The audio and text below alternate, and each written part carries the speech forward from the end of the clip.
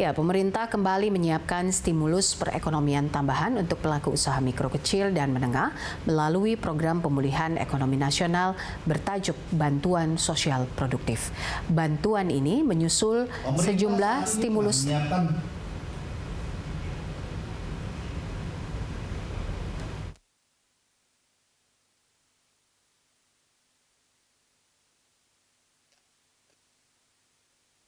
Pemerintah saat ini tengah menyiapkan dukungan stimulus baru bagi pelaku usaha mikro, kecil, dan menengah. Adapun stimulus yang disiapkan berupa bantuan produktif senilai masing-masing 2,4 juta rupiah bagi 13 juta pelaku UMKM yang belum memiliki akses ke perbankan. Pemerintah juga akan memberikan kredit modal kerja tanpa bunga sebesar 2 juta rupiah per debitur usaha mikro atau ultramikro. Presiden Joko Widodo menyatakan bantuan sosial untuk 13 juta UMKM akan segera cair dalam 1 hingga 2 minggu ke depan. Penyaluran bansos untuk UMKM ini akan serentak dengan program bantuan subsidi untuk pekerja dengan upah di bawah 5 juta rupiah per bulan. Jokowi juga mengingatkan agar bantuan sosial yang diberikan ke masyarakat betul-betul dicek dengan seksama. Sebentar lagi kita akan mengeluarkan yang namanya bansos produktif. Ini untuk UKM, akan diberikan kepada 13 juta usaha mikro, usaha kecil kita. Bantuan modal kerja darurat sebesar 2.400.000. Dan juga akan diberikan kepada 13 juta pekerja. Ini di luar 10 juta yang kartu prakerja, beda lagi. Kartu prakerja itu untuk yang terkena PHK, kalau yang ini tadi untuk yang masih bekerja juga akan diberikan bantuan. Tapi yang ikut dalam BPJS Ketenagakerjaan.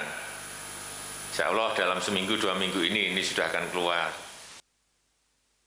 Sementara itu, Menteri Keuangan Sri Mulyani mengatakan pemerintah masih merapikan terlebih dahulu data pelaku UMKM target penerima program, sehingga dukungan ini menjadi tepat sasaran. Sri Mulyani pun mewanti-wanti pemangku kepentingan terkait agar lebih cermat terhadap data penerima bantuan. Menkyu tak mau bantuan atau stimulus yang dibagikan tidak merata.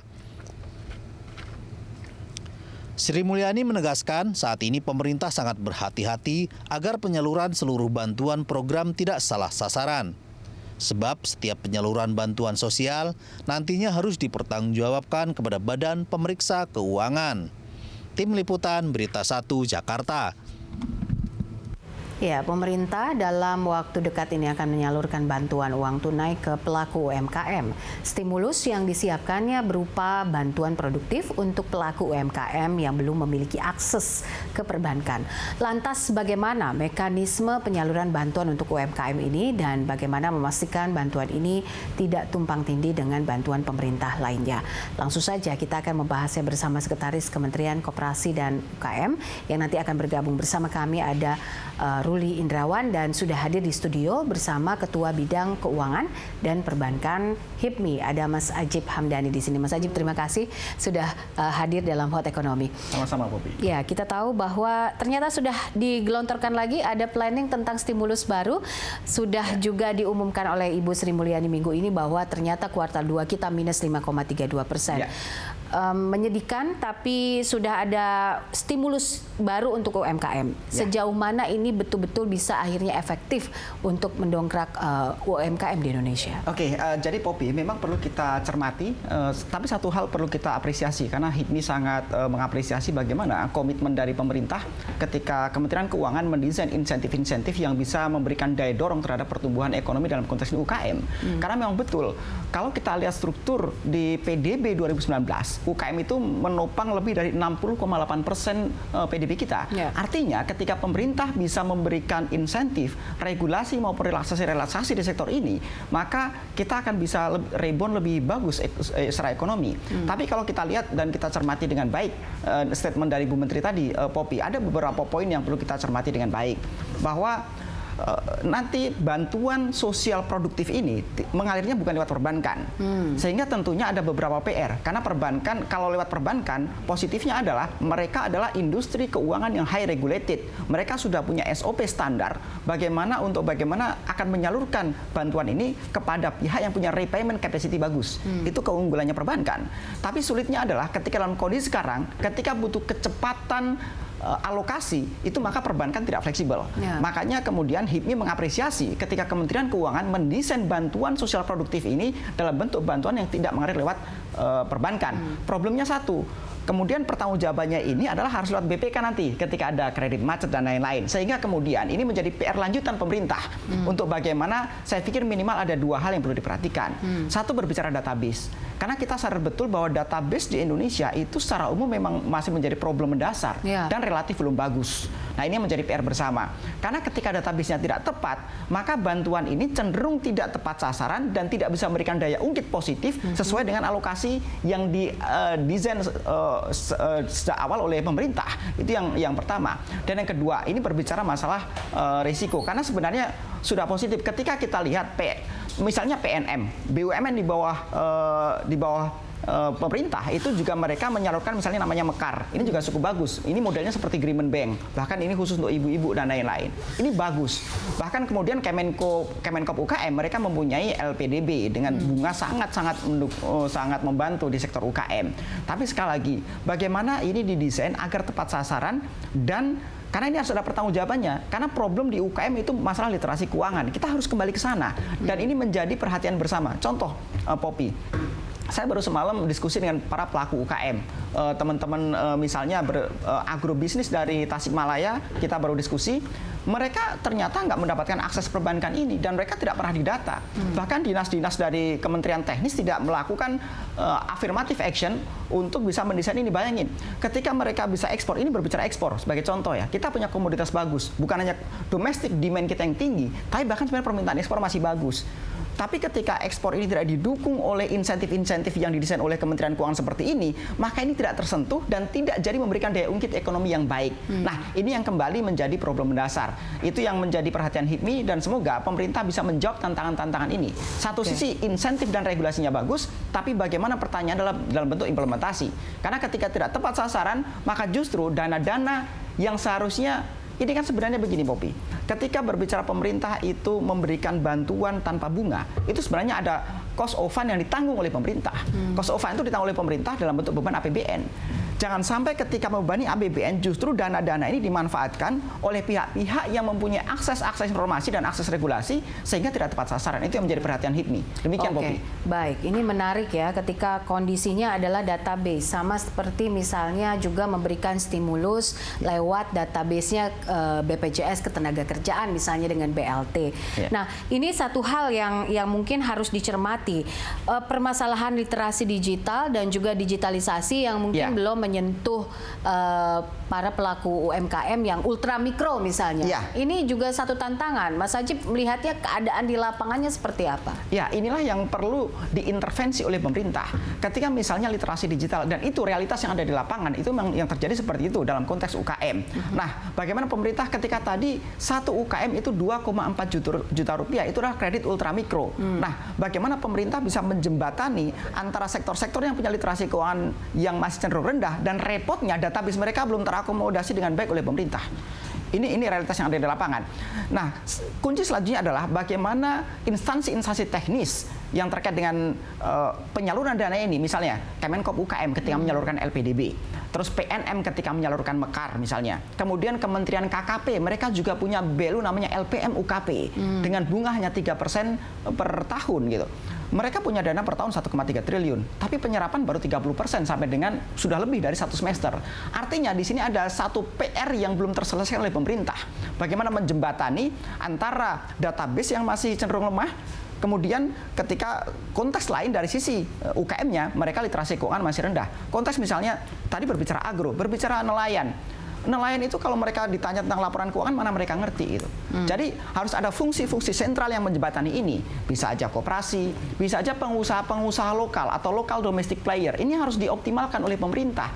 Karena ini untuk memitigasi risiko. Sebagai contoh begini, Poppy. Misalnya LPDB menyalurkan kredit Ya kalau kredit cuma di bawah 50 juta itu memang masih nggak perlu jaminan. Tapi ketika kemudian mereka secara komunal mengajukan pinjaman, misalnya ada 100, ada 200 nelayan, atau petani, atau pelaku usaha UKM yang lain. Sehingga kemudian terakumulasi membutuhkan capital expenditure misalnya sampai dengan 2 miliar, 3 miliar. Kementerian akan terus ragu-ragu. Iya ini kalau berjalan lancar, begitu macet, yang turun itu bukan OJK karena bukan perbankan mereka, yang turun adalah BPK, sehingga ada indikasi kerugian negara. Nah, ini yang perlu dimitigasi oleh pemerintah. Sehingga bagaimana misalnya ketika pinjaman turun dalam konteks misalnya 2 miliar, mereka menggandeng lokal domestic player, harus pengusaha lokal yang ada di situ dilibatkan, mereka menjadi bagian penjamin. Dalam konteks bisnis mereka menjadi off-taker, karena off-taker adalah bagian ekosistem bisnis. Repayment capacity para UKM itu hanya bisa dibayarkan ketika mereka punya ekosistem bisnis. Contoh, petani yang mereka hanya bisa bayar ketika komoditas hasil pertaniannya ada yang membeli. Off-taker seperti yang harus digandeng oleh pemerintah secara sengaja. Nah, untuk kemudian masalah penjaminan, siapa yang perlu menjamin? Apakah Jamkrindo atau pengusaha lokal? Nah, ini harus didesain dengan baik oleh pemerintah. Problemnya, pemerintah dikejar oleh waktu. Bagaimana alokasi ini bisa terdeliver dengan cepat? Karena PR pemerintah yang sangat besar adalah tentunya bagaimana di kuartal ketiga ini pertumbuhan ekonomi bisa positif. Karena kita di kuartal tadi Poppy sampaikan, di kuartal kedua kita sudah negatif. 5,32%. Dan agak berat juga mungkin untuk mengejar di atas minus ya sebenarnya kalau kita tidak menyelamatkan UMKM. Ya, memang kita punya dua pilihan. Dalam kondisi bagus berarti kita akan mendorong sampai dengan positif, tapi dalam kondisi terburuk kita minimal bisa mendangkalkan konstruksi ekonomi yang ada sehingga minusnya minimal kecil. Kira-kira begitu, Poppy. Tapi pasti minus. Anda melihatnya akan minus. Kalau perkiraan HIPMI itu perkiraan di kuartal ketiga kita, bukannya kita pesimis, tapi kita cenderung realistis. Hitung-hitungan secara ekonomi kita masih akan minus 0 sampai 1%. Sehingga menjadi PR kita bersama semua stakeholder ekonomi, apakah regulator dalam kondisi pemerintah, kami para pelaku usaha, termasuk masyarakat, termasuk daya topang ekonomi, bagaimana demand-nya bisa terjaga dengan baik. Ya, upaya terbaik yang bisa dilakukan dalam kondisi terburuk adalah bagaimana kita mendangkalkan konstruksi ekonomi sehingga negatifnya paling rendah. Demikian, Poppy. Baik, kita akan bergabung bersama Pak Ruli Indrawan, Sekretaris Kementerian Koperasi dan UKM ya di Jakarta. Pak Ruli, selamat sore. Selamat sore, Assalamualaikum warahmatullahi wabarakatuh. Waalaikumsalam warahmatullahi wabarakatuh. Kami baru saja membicarakan soal 2 stimulus baru yang kemudian akan digelontorkan kembali oleh pemerintah. Ada 2 stimulus, Pak Ruli, kalau saya tidak salah, bansos 2,4 juta, kemudian juga ada kredit modal kerja tanpa bunga ini ya, 2 juta rupiah untuk debitur usaha mikro atau ultra. Sejauh ini progresnya seperti apa, Pak Ruli? Ya, baik. Terima kasih, selamat sore teman-teman, terutama yang mendengarkan dan melihat acara ini. Pak Ajib juga terima kasih atas paparannya. Saya kira perlu saya sampaikan tadi siang Pak Presiden sudah menyampaikan program bantuan usaha untuk usaha mikro dan ultra mikro. Itu besarnya tadi sudah sampaikan 2,4 juta dengan dengan batas sementara ini 12 juta. Tapi barusan juga saya sedang berbincang dengan Pak Menteri, Pak Presiden menelepon ada kemungkinan ini ditambah karena beberapa kota menunjukkan antusiasme terhadap program ini.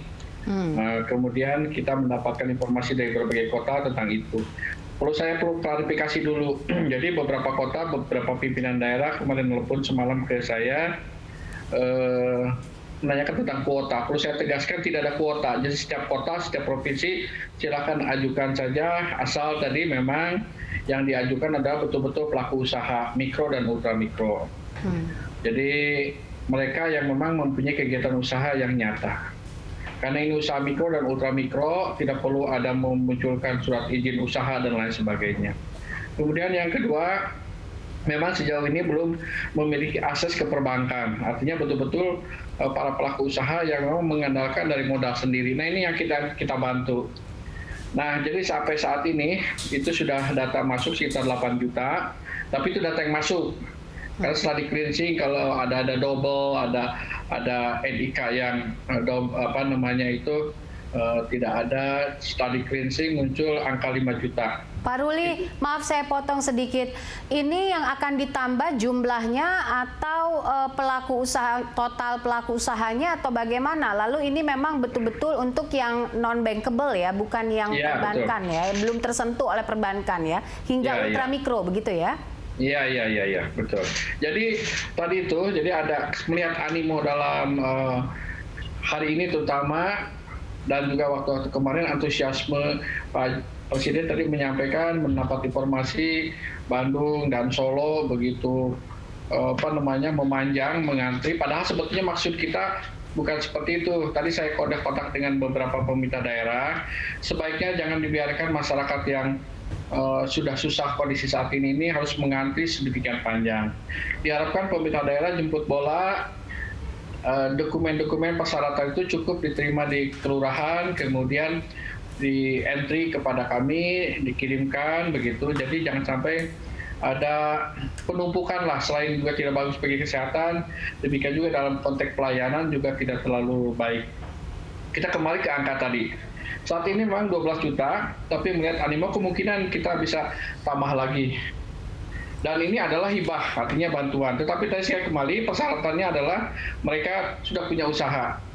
Dan itu bisa nanti kita coba periksa dari data-data yang ada di kami. Jadi kalau mengatakan database kami itu belum sempurna, kita akui memang belum sempurna. Tapi bukan berarti kami tidak punya database. Jadi tetap kita konfirmasi. Database-nya dari Kemenkop UKM ya, Pak Ruli? Ada Kemenkop UKM, kemudian juga dengan Kementerian Keuangan, di SIKP, kemudian juga kita juga punya data di OJK, begitu. Jadi kita saling mengontrol. Tapi pada dasarnya upaya-upaya itu mengharapkan program ini sampai kepada tujuan yang diharapkan, yaitu para pelaku usaha yang betul-betul punya usaha, tapi belum memiliki akses ke perbankan. Ini yang kita prioritaskan. Kalau nanti sebagian terpaksa tidak kita penuhi, bukan karena apa-apa, tapi karena kita memprioritaskan kelompok ini. Sedangkan kelompok-kelompok yang sudah bankable dan lain sebagainya nanti ada, dan juga sudah berjalan program-program yang lainnya. Baik, stimulus ini mekanisme dan sistemnya nanti penyalurannya seperti apa? Ya, penyalurannya tadi saya katakan salah satu persyaratan adalah mereka menyerahkan nomor rekening mereka di perbankan, terutama perbankan di Himbara, nanti masuk ke dalam rekening masing-masing dana 2,4 juta tanpa potongan apapun. Dan nanti insya Allah pada tanggal 17 kita sedang masih rancang, atau 17 atau tanggal-tanggal berikutnya kita rancang, Pak Presiden menyerahkan secara langsung kepada perwakilan penerima. Kita agendakan tanggal 17 ini sudah ada penerima sekitar 1 juta orang lah, kita targetkan barusan kita rapat internal. Seperti itu. Kita harapkan dalam waktu dekat ini bisa terrealisasi. Baik. Pak Ruli, ini dananya termasuk dalam 123 triliun yang dianggarkan dari dana PEN atau beda lagi? Beda, Bu. Beda. Jadi di luar 123. Totalnya berapa? Yang saat ini dengan asumsi 12 juta penerima itu totalnya adalah 28,6 triliun. Oke. 28,6 triliun rupiah. Betul. Baik, sejauh ini seperti apa para pelaku UMKM melihatnya? Apakah sudah, Pak Ruli pasti sudah turun ke lapangan untuk melihat dan bagaimana tanggapan mereka? Apa yang menjadi kendala sampai saat ini mereka belum tersentuh oleh digitalisasi misalnya, atau belum mau untuk masuk ke perbankan begitu? Apa yang menjadi kendala di lapangan? Saya kira klasik alasannya itu. Pertama, informasi sistem perbankan belum sampai kepada budaya usaha mereka, itu fakta yang susah dibantah. Kemudian kita juga harus menghadapi prinsip prudent di perbankan. Ya, mereka tidak punya jaminan, mereka tidak punya pemahaman yang utuh terhadap proses kredit. Nah, saya kira ini juga masukan kepada kami untuk melakukan pendampingan agar ini skema ini sebetulnya bagian daripada upaya mereka membiasakan diri ke dalam sebuah budaya perbankan. Minimal sudah punya account lah begitu, nomor rekening. Diharapkan ke depan ini akan terus berkembang hingga literasi keuangan mereka semakin lama semakin baiklah sebagai seorang pelaku usaha. Oke, Baik, saya ke Mas Hajib. Mas Ya, Hajib, oke. kalau kita tadi dengar penjelasan dari Pak Ruli, terlihat kan bahwa literasi digital atau digitalisasi itu belum sepenuhnya Ya. menyentuh masyarakat kelas bawah ataupun pelaku UMKM yang usahanya Ya. mikro. Dan kalau kita lihat kan jangkauannya kan sepertinya di daerah mereka, kalau Betul. yang warung-warung kecil begitu ya. Nah, ini kenapa sih kalau menurut Anda sendiri dari HIPMI, apa yang membuat akhirnya para pelaku UMKM ini lamban sekali adopsi digitalisasinya? Ya, ini memang realitas yang kita lihat di lapangan, memang kondisi seperti itu. Mereka, apalagi kita negara kepulauan, memberikan pendidikan pemahaman ke mereka literasi keuangan secara utuh itu tentu menjadi tidak mudah. Sekarang begini, Poppy, sedikit sudut pandang yang perlu kita lihat juga secara cermat dan utuh adalah selain dari sisi para masyarakatnya aja, kalau kita boleh mengkritisi secara konstruktif, izin Pak Ruli, tentang bagaimana internal di kementerian kita pun sebenarnya juga belum optimal. Sebagai contoh, saya sangat setuju dengan Pak Ruli tadi menyampaikan tentang bagaimana Kemenkop UKM sudah mempunyai data yang relatif dasar dan bagus, tinggal bagaimana itu pengembangan. Tapi kita lihat sendiri realitas di lapangan, Poppy, bahwa misalnya berbicara UKM ini kan bukan hanya berbicara tentang satu sektor, tapi ini overall bisnis. Ya. Contohnya misalnya sektor agro yang punya data Kementan. Karena agro ini menopang 12,8% PDB kita. Kemudian belum berbicara masalah nelayan. Bayangin, sekitar 20% kemiskinan itu disumbang oleh para nelayan berada di negeri maritim. Nah, bagaimana mengintegrasikan data-data ini, Poppy? Karena jangan berbicara data, kita berbicara ekosistem bisnis yang berputar di Indonesia itu pun kita nggak tersentral. Sebagai contoh, sebenarnya konsep ini sangat bagus. Ketika misalnya Kemenkop UKM bahkan misalnya mempunyai Smesco misalnya. Tapi kita bisa bayangkan, Smesco itu hanya dalam tanda petik ya, izin Pak Ruli, yang mengatur peraturan menteri. Izin, mohon diluruskan kalau saya salah Pak Ruli.